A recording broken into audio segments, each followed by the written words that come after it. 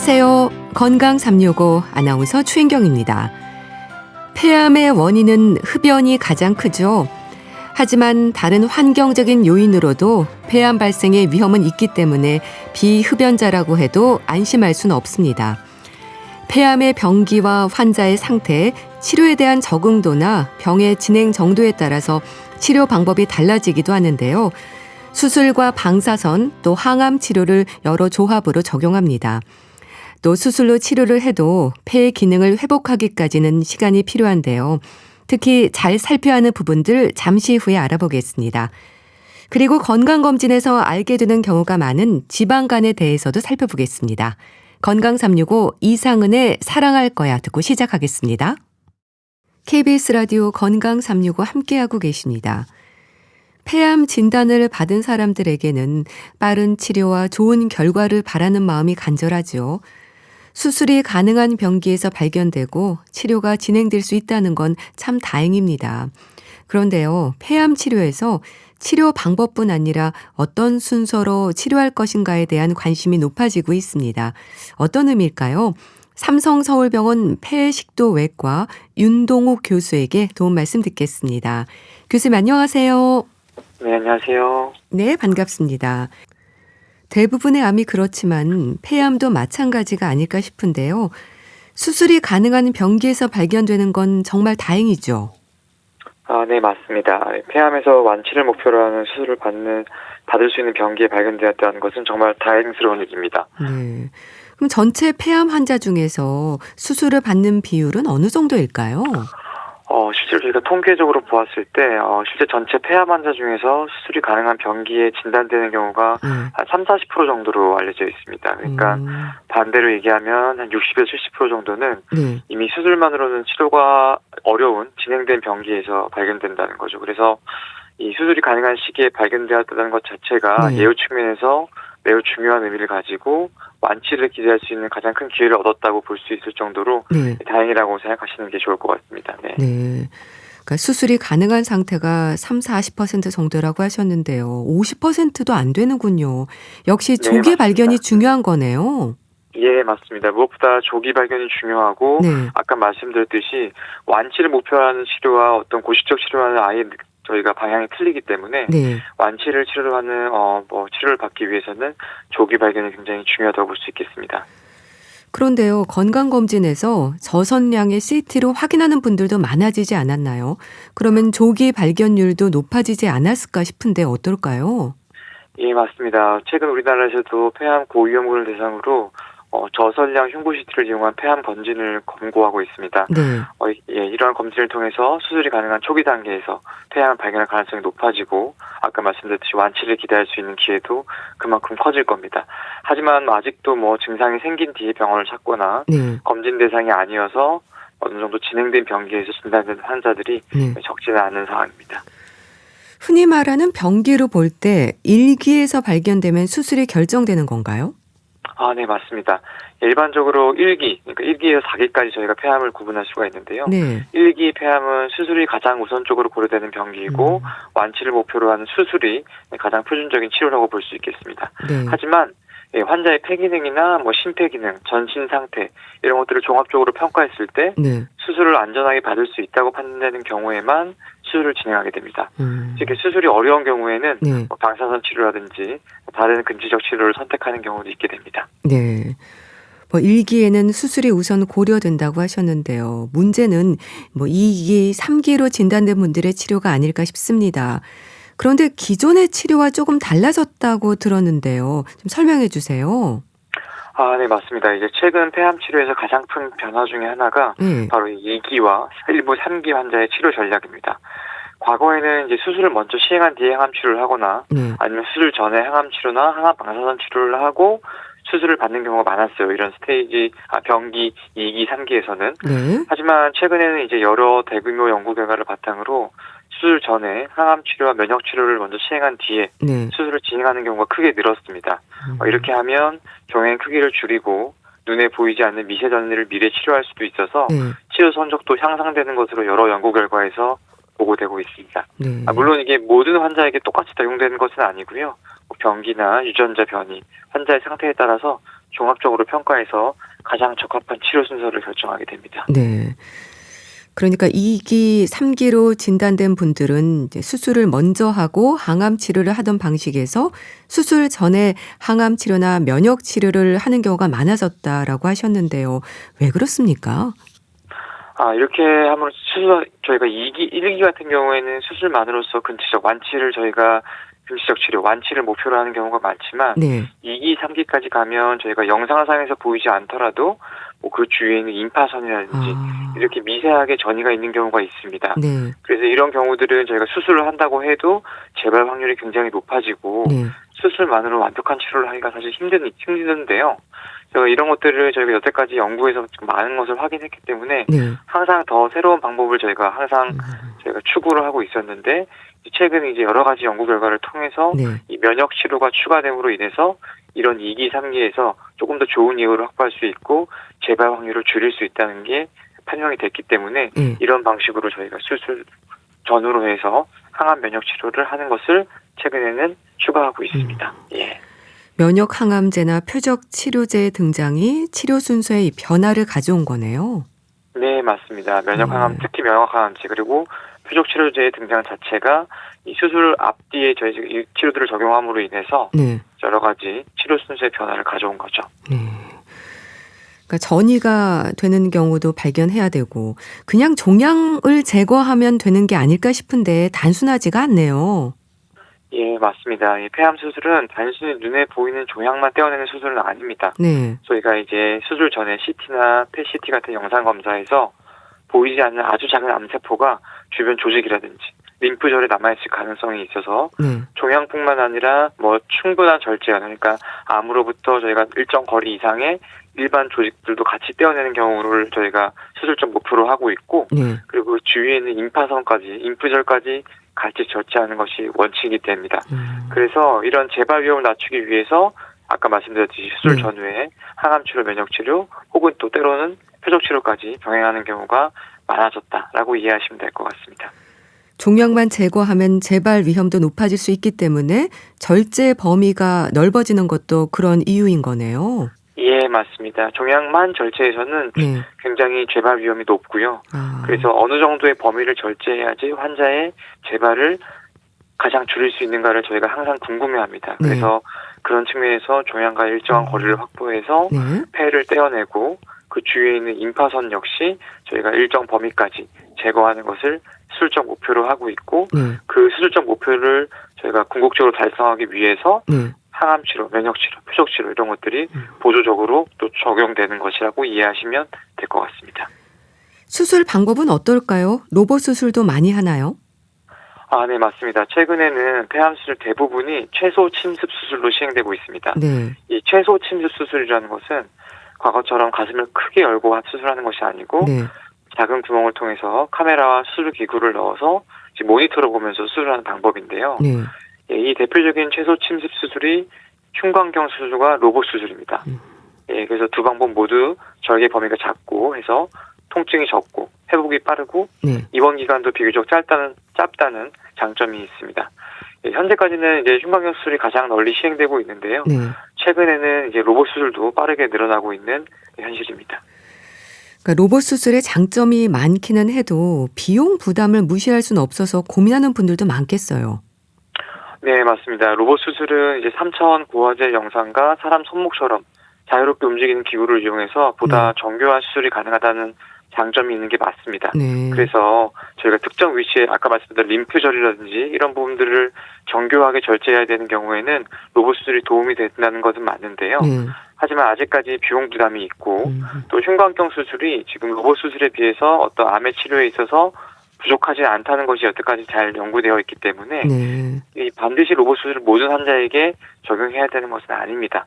그래서 흉곽경 수술이라든지 로봇 수술이라든지 이런 것들이 어느 항방법이 절대적으로 더 우위에 있다라고 생각하기보다는 환자의 상태와 종양의 위치 그리고 비용 이런 것들을 종합적으로 고려해서 가장 적합한 수술 방법을 선택하는 것이 담당 교수와 환자 간의 대화를 통해서 이루어지는 것이 중요하다고 생각이 됩니다. 네. 자, 그런데요. 폐를 설명할 때 뭔가 좀 복잡하던데요. 폐엽 그리고 다시 구역으로 나누던데 좀 설명을 해 주세요.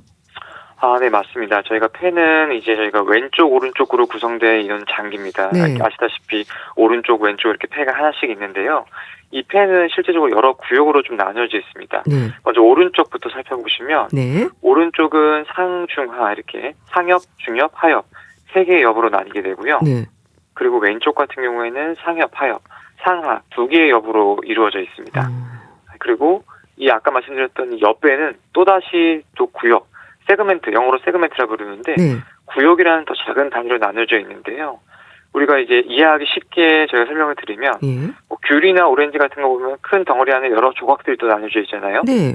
예, 그것처럼 폐도 비슷하게 큰 단위인 폐엽이 있고 그 폐엽 안에 여러 작은 구역인 세그멘트들로 이루어져 있다. 예. 뭐 이렇게 이해를 하시면 될 것 같습니다.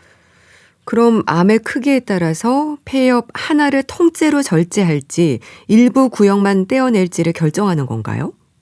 네, 맞습니다. 우리가 이제 폐를 절제할 때 일반인들이 이해할 때는 이제 세 가지 정도의 어떤 크기를 가지고 구분을 할 수 있다고 생각하시면 될 것 같고요. 네. 첫 번째가 아까 말씀드렸던 폐엽 절제술입니다. 아까 우측에 저희가 세 개의 엽이 있고 네. 좌측에 두 개의 엽이 있다 그러는데 네. 그 중에 하나의 엽을 절제하는 것을 폐엽 절제술이라 그러고요. 그다음에 그거보다 조금 더 작은 단위로 가게 되면 아까 구역이라고 세그멘트, 구역이라 불리는 단위가 있다 그랬잖아요. 그렇죠? 네. 그래서 그 구역을 또 절제하는 것들을 이제 구역 절제술 이렇게 표현할 수 있고 마지막으로 가장 작은 단위로 절제하는 것을 쐐기 형태, 어떤 피자 모양으로 이렇게 폐를 잘라낸다. 그래서 쐐기 형태로 잘라낸다 그래서 쐐기 절제술 이렇게 저희가 부를 수가 있습니다. 네. 그래서 이제 그러면 어떨 때 이제 그럼 어떤 범위의 폐 절제술을 하게 되느냐가 궁금하실 수가 있는데요. 네.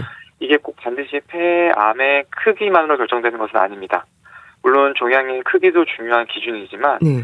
CT에서 보이는 모양과 위치 그리고 암의 악성도가 어느 정도로 예상되는지 네. 그리고 더불어 환자의 폐기능 이런 것까지 종합적으로 고려해서 수술 범위를 결정하게 됩니다. 네. 뭐 예를 들어서 비교적 작은 초기 폐암이라면 폐 한 구역만 절제하는 뭐 구역 절제술 같은 것들이 가능할 수 있겠지만 네. 암이 크거나 암의 모양이 어떤 악성도가 높은 침투성이 높은 것으로 판단되는 경우에는 폐엽 절제술이 더 적합할 수도 있겠습니다. 네. 또 반대로 환자의 폐 기능이 충분하지 않고 폐를 최대한 보존해야 되는 경우가 있을 수가 있어요. 네. 이럴 때는 이제 정형학적으로 안전하다고 판단되면 구역 절제술이라든지 쐐기 절제술 이렇게 좀 더 작은 범위를 선택하기도 합니다. 네. 그래서 환자마다 가장 안전하면서도 완치 가능성을 높이고 수술 후 폐 기능까지 적절하게 보존할 수 있는 방법 이런 것들을 선택하는 것이 중요하고 네. 이런 부분들은 저희가 이제 여러 가지 검사를 통해서 환자에게 가장 적합한 수술 범위를 결정하게 됩니다. 네. 여러 절제술에 대해서 설명을 주셨는데요. 그런데 이렇게 폐를 잘라내도 괜찮습니까? 폐는 재생이 되지 않잖아요. 예, 맞습니다. 예, 폐는 간처럼 잘라낸 부분이 다시 자라나는 장기는 아닙니다. 네. 네, 그래서 수술 전에 환자의 폐 기능을 꼼꼼하게 검사해가지고 어느 정도 절제해도 이 환자가 수술 끝나고 일상생활에 전혀 문제가 없이 지낼 수 있는지를 평가하는 것이 그래서 중요한데요. 네. 그래서 다행히 대부분의 환자들은 그 남아있는 폐가 기능을 어느 정도 보완해 주기 때문에 저희가 적절한 범위의 그 폐엽이라든지 구역이라든지 이런 부분을 절제하고 나면 네. 시간이 지나서 일상생활에 충분히 적응할 수 있을 겁니다. 예. 그럼 수술 후에 폐 기능을 회복하려면 시간이 좀 필요하겠네요. 예, 맞습니다. 이게 절제된 폐가 다시 자라나는 건 아니고 네. 대신 남아있는 폐들이 아주 조금 더 팽창하는 부분은 있습니다. 그래서 그런 부분들이 있고 거기에 플러스 저희 몸이 적응을 하면서 호흡 기능을 어느 정도 보완하게 되는데요. 네. 네, 그래서 이제 수술 직후에는 이제 당연히 숨이 좀 찰 수도 있고 예전보다 운동할 때 힘들다고 느끼는 분들도 있지만 네. 시간이 지나면서 점차 회복되는 경우가 대부분입니다. 물론 이런 회복 속도는 절제 범위 그리고 뭐 어떤 수술을 했는지 네. 또 환자의 원래 폐 기능이 어땠는지 뭐 이런 여러 가지 요인에 따라서 개인차가 있을 수 있지만 네. 저희 연구 결과에 따르면 대부분의 환자들은 3에서 6개월까지의 시간을 두고 수술 전에 저희가 예상했던 만큼의 폐 기능을 회복하게 된다는 것을 저희가 확인할 수 있었습니다. 네. 수술부터 회복하고 재활하기까지 치료에 인내가 필요할 텐데요. 교수님이 참여하신 연구 중에 폐암 수술 후에 심방세동 위험에 대한 내용도 있던데요. 좀 어떤 내용인지 설명해 주세요. 네. 수술 이제 저희가 폐암 수술을 하고 나면 아까 말씀드렸듯이 폐 역절제술이라든지 이런 식으로 폐의 일부분이 잘려 나가게 됩니다. 네. 예, 그러면서 이제 폐암 수술 자체가 가지는 어떤 수술 직후에 나타나는 몸의 염증 반응 같은 것들이 있을 수가 있고, 네. 또 폐를 절제하면서 폐는 이제 심장과 붙어 있는 장기거든요. 그래서 이제 심장 주변 조직과 그리고 이 심장과 폐 사이에는 또 자율신경 이런 것들이 지나가기 때문에 네. 이런 것들이 일시적인 변화가 발생할 수가 있어요. 그래서 이러한 변화들이 이제 심장이 불규칙하게 뛰는 부정맥, 특히 네. 이제 심방세동 같은 것들의 발생 위험을 높이는 것으로 이미 알려져 있습니다. 네, 그래서 이제 수술 끝나고 나서 그럼 환자들이 얼마만큼 이런 심방세동이 발생하게 되고, 네. 그다음 이런 것들이 저희가 수술 직후 단계에서만 저희가 주로 관심을 가지고 있었었는데, 네. 사실 환자들은 요새 폐암 수술 끝나고도 굉장히 오래 사시거든요. 완치도 잘 되고. 네. 그렇기 때문에 이제 장기적으로 봤을 때 이것들이 뭐 2년, 3년, 5년, 그리고 5년 이후까지 심방세동의 위험이 어떻게 변화하는지를 저희가 살펴본 연구라고 보시면 될 것 같고요. 네. 그리고 그 연구 자체는 또 수술 받은 환자뿐만 아니라 아까 저희가 맨 초반에 말씀드렸듯이 수술 끝나고 나서 여러 가지 저희가 또 항암 치료라든지 면역 치료, 표적 치료 이런 것들이 추가되는 경우가 있지 않습니까? 네. 그래서 이런 경우에는 또 어떤 형태의 변화를 거치게 되는지, 어떤 형태의 심방세동 위험도를 가지게 되는지를 네. 분석한 연구라고 보시면 될 것 같고요. 이게 수술 끝나고 회복 과정에서는 통증이나 스트레스, 뭐 체액 변화와 같이 이제 이런 영향들이 또 있고, 네. 또 폐가 절제한 공간이, 폐를 절제하고 나면 빈 공간이 있게 되잖아요. 그렇죠. 근데 이제 환자들이 항상 궁금해합니다. 그러면 폐가 잘린 그 공간은 어떻게 되나요? 예. 라고 물어보는 경우가 많은데, 남은 폐들이 아주 조금씩 퍼지고, 그다음에 이제 폐 아래 이제 복부와 이제 폐를 구분하는 횡격막이라는 것이 있어요. 네.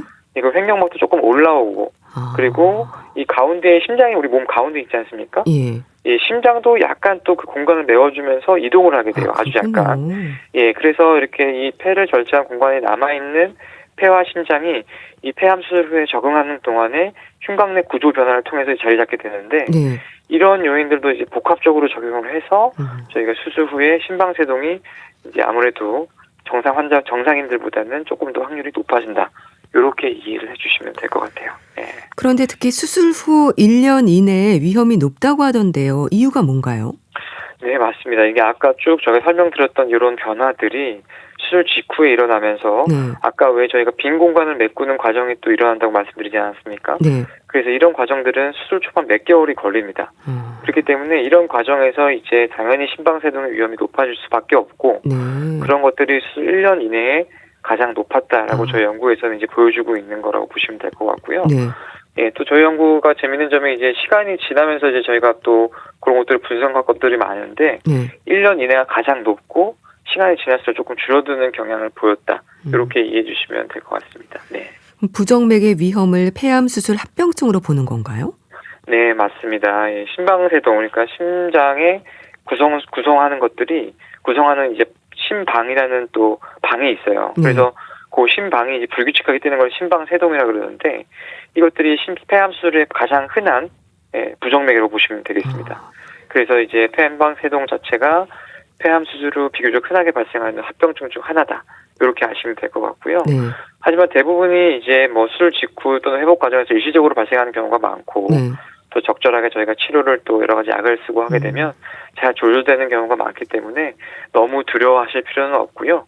하지만 저희가 퇴원하고도 뭐 가슴이 두근거린다든가, 아니 본인이 이제 맥박이 좀 불규칙하게 뛴다고 느껴지던가, 어지럽다던가 이런 증상들이 있게 되면 심방세동을 의심해 볼 수 있기 때문에 반드시 진료를 한번 받아보시는 것을 저희가 추천드리겠습니다. 네.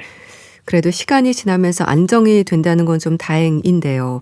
연구 결과는 어떤 의미가 있는 걸까요? 네, 맞습니다. 시간이 지날수록 이제 저희가 안정이 됩니다. 아까 말씀드렸듯이 수술 후 1년 이내에 가장 높았고, 그 이후에 점차 감소하는 양상을 보이고요.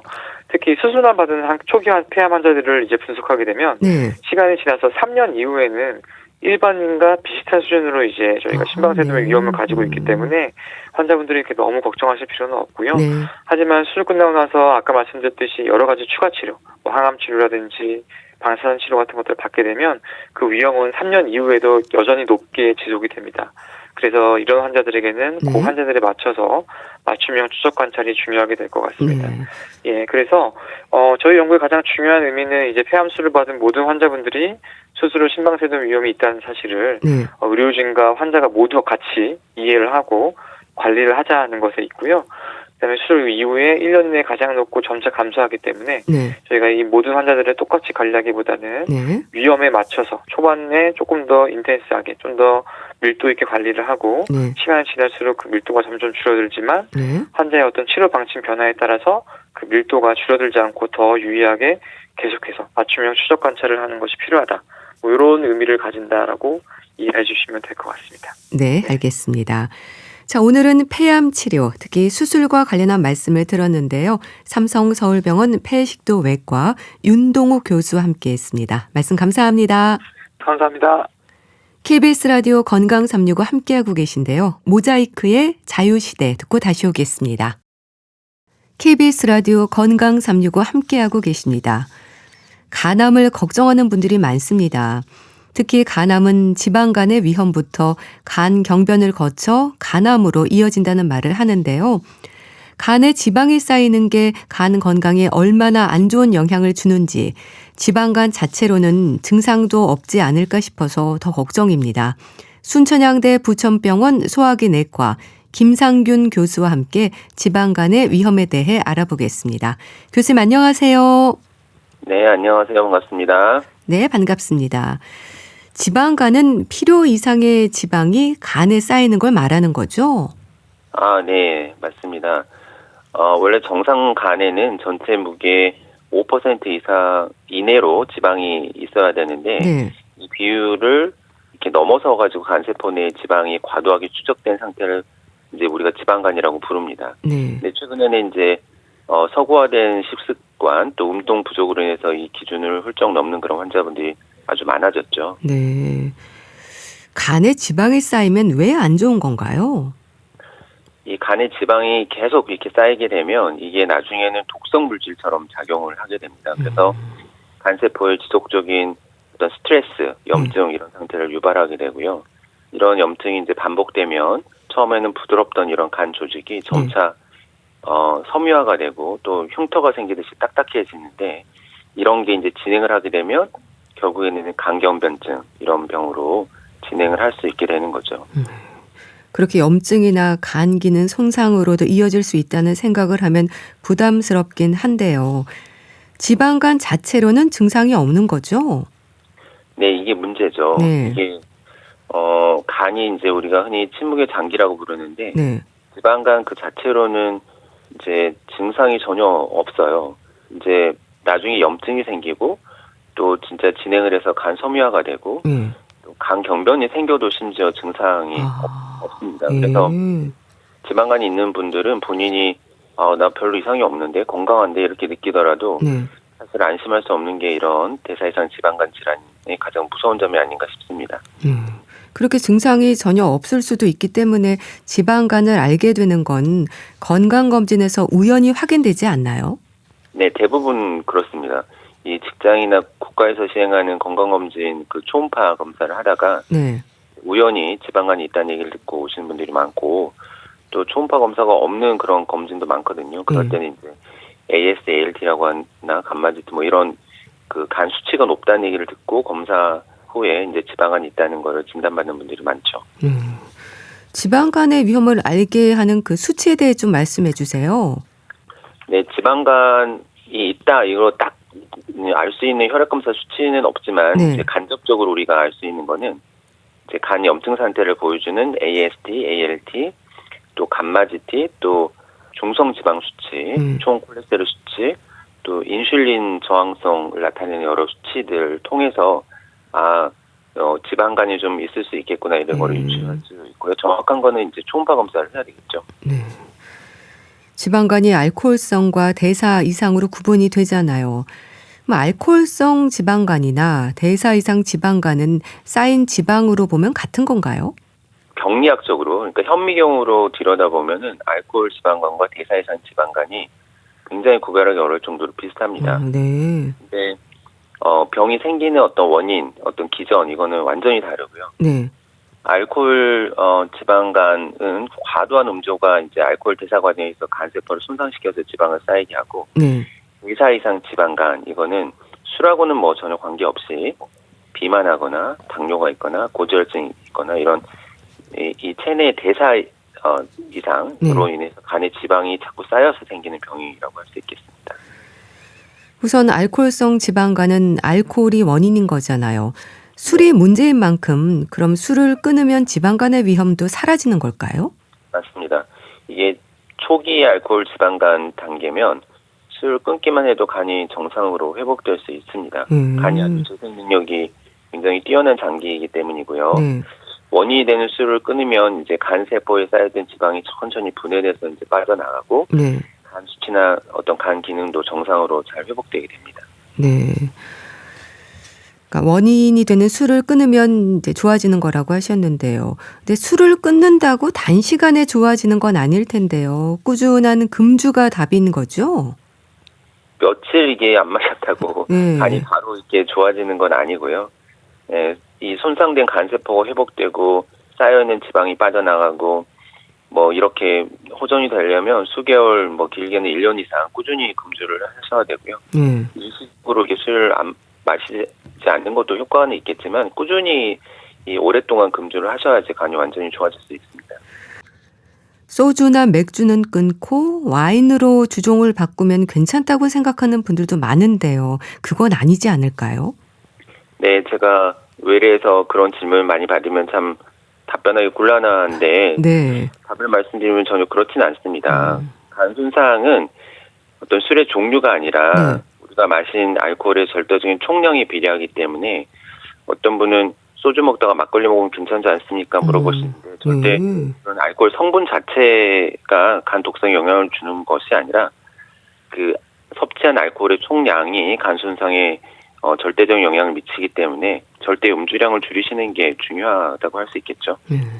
음주가 지방간의 위험 요인이라는 걸 알 수 있는데요. 알코올성 지방간보다 대사 이상으로 난 지방간에 대한 지적이 또 많습니다. 간암의 위험으로 알코올성 지방간과 대사 이상 지방간에 대한 이해랄까요? 어떻게 생각하면 될까요? 이 과거에는 간이 나쁘다 그러면은 이제 술 때문에 그런 걸로 대부분 생각했었기 때문에 대사 이상 지방간 환자 이분들은 간이 좋지 않다고 하면 나는 술도 안 마시는데 왜 간이 좋지 않냐 이런 질문들을 주로 하십니다. 현재는 이제 이런 대사 이상 지방간 환자의 비율이 굉장히 많이 늘고 있고 특히 이제 비만, 당뇨, 고지혈증 이런 게 동반이 되면 간 조직 내의 염증이나 섬유화가 더 빠르고 아주 급격하게 진행된다는 것이 밝혀져 있습니다. 그래서 뭐 이 알코올 지방간이나 대사 이상 지방간 모두 간경변증을 거쳐서 간암이 되기 때문에 두 가지 다 가볍게 보기는 어렵고 초기에 이제 잘 관리를 해야 되는 질환이라고 할 수 있겠습니다. 지방간 진단을 받는 기준이 뭔가요? 처음에는 이제 혈액 검사를 통해서 간 수치가 얼마나 올라가 있는지 이런 거를 보게 되겠죠. 그리고 중요한 거는 이제 복부 초음파 검사를 봐야 합니다. 그리고 이제 최근에 새로 개정된 대사 이상 지방간, 좀 전에 말씀드린 이 진단 기준은 간에 지방이 이렇게 여러 검사에서 있는 게 확인되면서 동시에 비만 또는 당뇨, 고혈압, 고지혈증 같은 대사증후군 위험인자 하나 이상을 동반할 때 진단을 하게 됩니다. 지방간에서 간 경변증으로 이어지는 것도 걱정입니다. 짧은 시간에 그렇게 되는 건 아닐 텐데요. 검진에 소홀한 분들은 간 경변으로 진행된 다음에 알게 되는 경우도 많지 않을까요?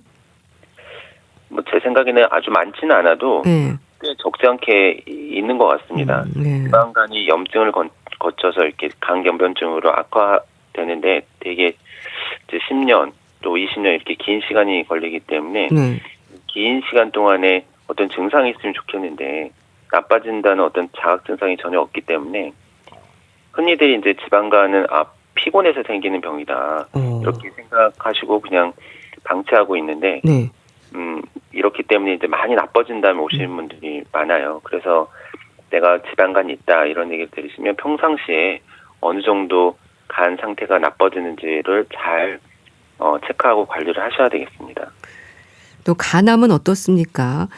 간암의 원인으로 지적되는 여러 요인들 중에 이제 지방간도 포함된다고 하셨는데요.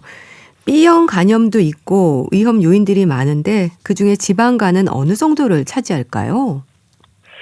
여전히 우리나라 그 간암 환자를 쭉 보면 네. 대략 70% 정도는 B형 간염이 원인입니다. 근데 이제 B형 간염은 백신 접종도 나왔고 이 항바이러스 제제가 워낙 좋은 것들이 많이 나와가지고 그 비율이 점차로 감소하고 있고 C형 간염도 너무 좋은 약들이 나와서 거의 완치를 할 수 있는 그런 병이라고 할 수 있죠. 반면에 이제 이 대사이상 지방간 원인이 되는 간암 비율은 최근에 이제 급격하게 좀 늘고 있고요. 아마 우리나라도 지방간이 머지않아서 거의 선두권을 다투지 않을까 이렇게 예상을 하고 있습니다.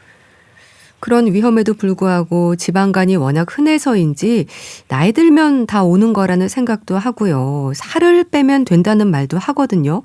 그런데 대사 이상이 비만만 문제가 되는 건 아니지 않나요? 되게 중요한 질문 하셨는데 네. 지방간이 뭐 나이 들면 생긴다, 뭐 뚱뚱하니까 있는 거다 이렇게만 단순하게 생각하시는 분들이 있는데 네. 이게 대사 이상 지방간 질환이라고 하는 것이 이 비만이 문제가 아니라 내 몸에 안에 어떤 인슐린 저항성이 나타났고 지질 대사 이상이 생겼고 네. 전신 대사 시스템이 지금 고장이 나 있다라는 것을 알려주는 그런 신호입니다. 그러니까 지방간은 단순히 나타나는 현상이고요. 실제로 뒤에 있는 커다란 문제는 대사 시스템 자체에 문제가 있다는 것을 알려주는 경고등이죠. 네. 근데 근감소증이 있는 사람들, 또 마르지만은 내장 지방이 있는 사람들, 이런 분들은 특히 이제 이런 대사 문제가 있으면 얼마든지 이제 심각한 지방간 질환으로 진행할 수 있는 거죠. 비알코올성 지방간이 대사 이상 지방간으로 이름이 바뀌었잖아요. 이유가 있지 않을까 싶어요.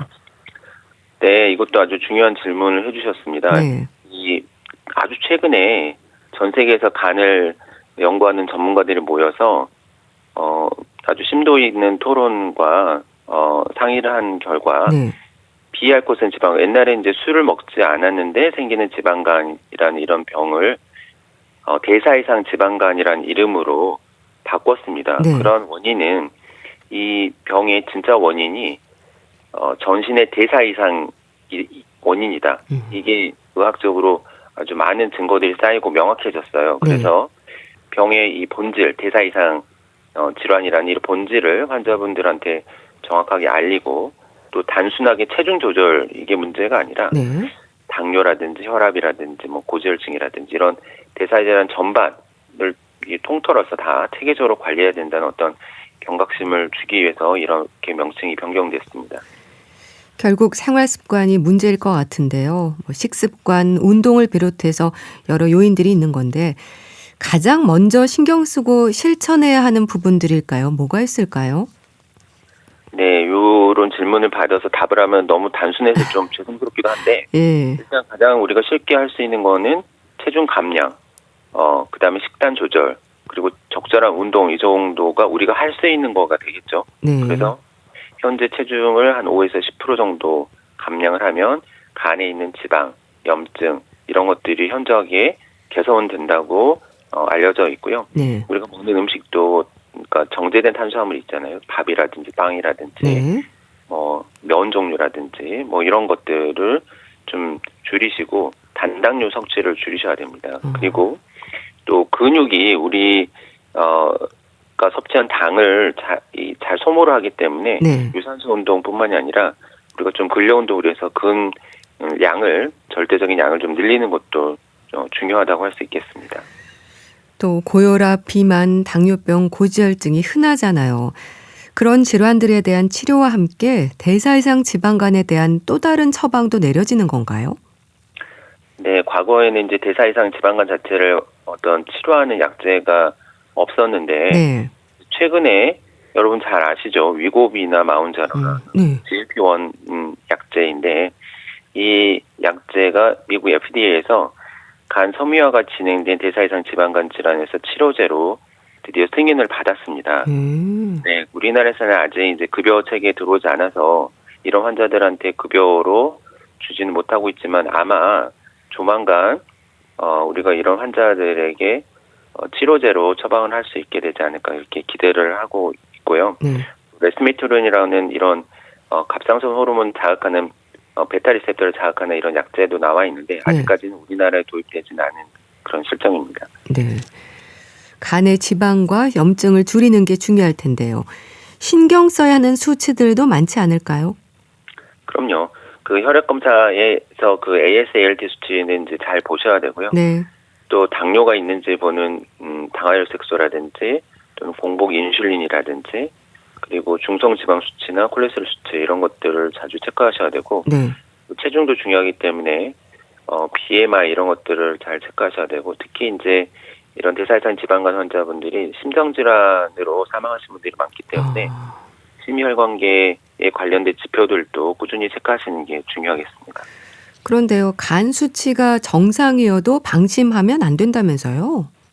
네, 계속 지속적으로 말씀드리는 거지만 우리가 흔히 알고 있는 ASALT 간 수치는 간에 이제 급성 염증이 있을 때만 올라가요. 술을 갑자기 많이 마신다든지 안 좋은 약제를 먹게 된다든지 바이러스 간염에 걸린다든지 이럴 때는 잘 올라가는데 이게 저농도의 저강도의 염증이 있거나 간 섬유화만 조금 있거나 이런 상태가 천천히 진행될 때는 올라가지 않습니다. 그래서 이런 간 수치만 너무 믿지 마시고요.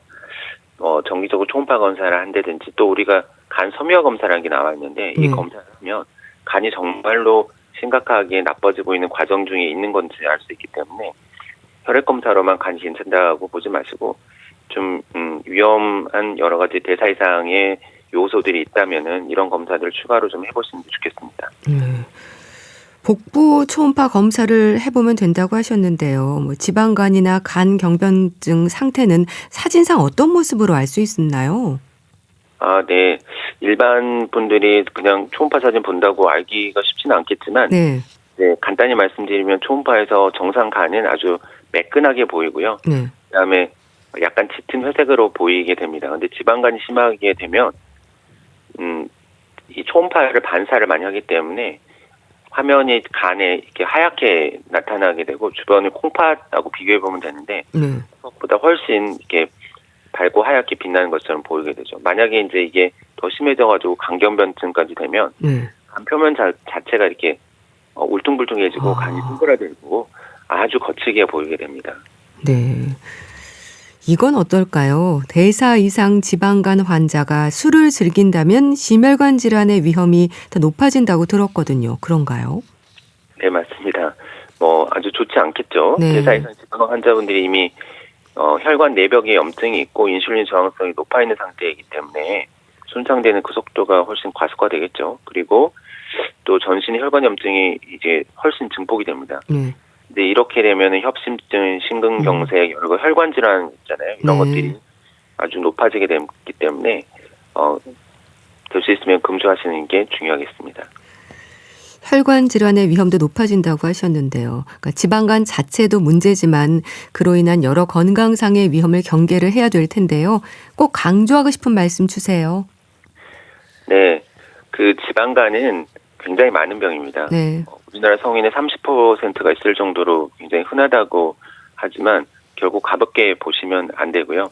대부분은 큰 문제는 없겠지만 아주 위험 인자가 있는 분들은 결국에 나중에 간염, 간경변증, 간암 이런 질병으로 진행을 할 수 있습니다. 특히 이제 대사 이상 지방간이 있다면은 단순하게 이제 간 자체가 문제가 아니라 우리 몸 전체의 대사 시스템에 어떤 비상벨이 울린 거거든요. 그래서 이런 얘기를 듣고 나중에 그냥 살 빼면 되겠지 이렇게 생각하지 마시고 지금부터 이제 오늘부터 하는 게 중요해요. 얘기 듣고 다음 주에 하겠다 그러면은 안 하겠다는 거랑 비슷하거든요. 오늘 당장 식단도 조절하고 조금이라도 걷기도 하고 이렇게 하심으로써 이제 정기적으로 검진도 받고 생활 습관을 개선하고 해서 이런 간 건강을 지키시는 게 좋겠습니다. 네. 오늘은 지방간, 특히 대사 이상 지방간에 대한 말씀을 들었습니다. 순천향대 부천병원 소화기내과 김상균 교수와 함께했는데요. 말씀 감사합니다. 네, 감사합니다. 뜨거운 감자의 고백 보내드리면서 인사드릴게요. 오늘 방송은 KBS 콩 유튜브 채널로도 다시 들으실 수 있습니다. 건강 365 아나운서 최인경이었습니다. 고맙습니다.